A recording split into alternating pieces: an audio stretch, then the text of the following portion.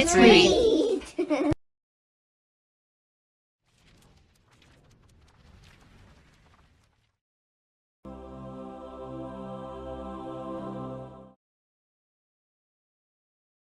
Chapter 2. It was Sunday afternoon. The sun was sinking low in the sky, but the air was still quite warm. John was wandering along in the direction of Susan's house, absent-mindedly, looking down at the sidewalk, when his eye was suddenly caught by a dully gleaming, silvery gray coin lying right in his path. The coin was the size of a quarter. But even as he leaned forward eagerly to pick it up, John noticed there was something strange about it. It did not have a picture of George Washington or a picture of an eagle. On one side there was a picture of a fat boy. On the other side were the letters J.M., which was funny, John thought, because those letters happened to be his initial. Grasping the coin firmly, he ran on towards Susan's house. She liked to collect things. He thought she might be interested to know that he had the beginning of a coin collection. Although he was in the habit of going over to Susan's by the same route once or twice almost every day, this afternoon John found himself turning left where he usually turned right. I always go the same way, he thought. This time, for a change, I'm going a new way. He didn't stop to consider that you cannot go east by going west unless you go all the way around the world. Only 2 blocks along the unfamiliar street, John came to a small corner store. It was a neat red brick building with 2 big show windows. They were full of all sorts of candy. Susan was immediately, absolutely forgotten. John pressed his nose against one of the windows. He was imagining the taste of chocolate-covered almonds and chocolate fudge on the other side of the glass when he noticed a man in a white apron standing behind the counter and beckoning to him. John was surprised. He hadn't expected the store to be open on Sunday. "Don't just stand there in the doorway, John," the man called heartily. "Come on in and get some fresh, sweet, creamy chocolate. There's a special sale today." How did the man know his name? John wondered. He couldn't remember ever having seen the store before. The storekeeper saw John hesitate. "The chocolate I use in my kitchen comes direct from the heart of Africa," he said. "I use none but the finest ingredients, and my recipes. Well, I bet you've never had chocolates like mine before. Come on in." "Thank you," John replied, walking to the counter. "But you see, the trouble is, well, no money?" the storekeeper asked. "No money whatsoever? What have you got there in your right hand?" John had forgotten the old coin in his hand. "Oh," he said, "this is part of my coin collection. I mean," he added more honestly, "I'm going to save this coin and then get some more to make a collection." "Let me have a look at it," the storekeeper said. He looked briefly at the coin. "Aha!" he exclaimed. "Is it any good?" John asked, his hopes suddenly rising. "Very good," said the storekeeper. "In fact, it's the only kind of money I accept. But I don't suppose that you'd want to spend it on a box." "A whole box?"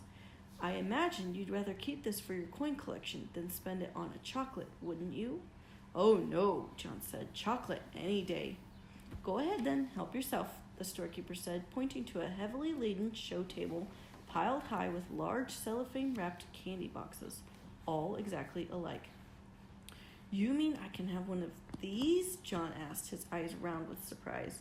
The candy boxes were as big as the ones his father always brought home at Christmas time. "Just help yourself," the storekeeper assured him. "That is, unless you think it might be better to ask your mother first." "She wouldn't mind," John said hastily, and blushed. The storekeeper winked knowingly. "I'm sure she won't," he agreed. "Not in the long run, anyway." John tucked one of the large boxes under his arm, declined the storekeeper's offer to wrap it as a gift, thanked him, and hurried out of the store before there could be any question of anyone's change in his mind. The storekeeper smiled as he watched his customer hurrying away down the street. John decided that it might be sensible to enter his house quietly by way of the kitchen, with the large candy box hidden behind him.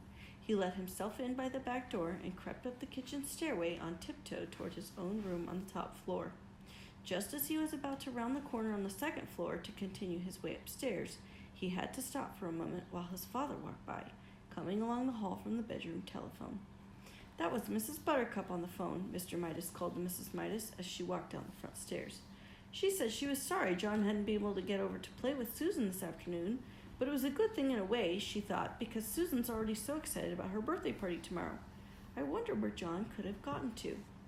As soon as the second floor was quiet again, and John knew there was no danger that his candy box would be seen, he He hurried silently up to his bedroom, pushed open the door, and slid the box under the bed. Then he walked heavily down to the living room. "Well, there you are," said Mrs. Midas. "We couldn't imagine where you had been. What have you been doing?" "Oh, just sort of playing around," John said.